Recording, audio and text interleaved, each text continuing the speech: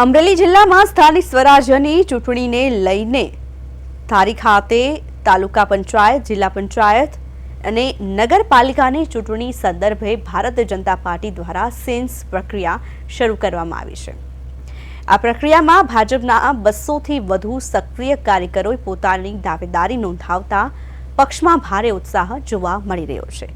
મોટી સંખ્યામાં ફોર્મ ઉપાડવામાં આવતા અને દાવેદારોનો ઘસારો જોવા મળતા ચૂંટણી રસાકસી ભરી રહેવાના એંધાણ છે। માત્ર ભાજપ જ નહીં પરંતુ અન્ય રાજકીય પક્ષો અને અપક્ષ ઉમેદવારો પણ મેદાનમાં ઝંપલાવવા માટે તૈયારી કરી રહ્યા છે।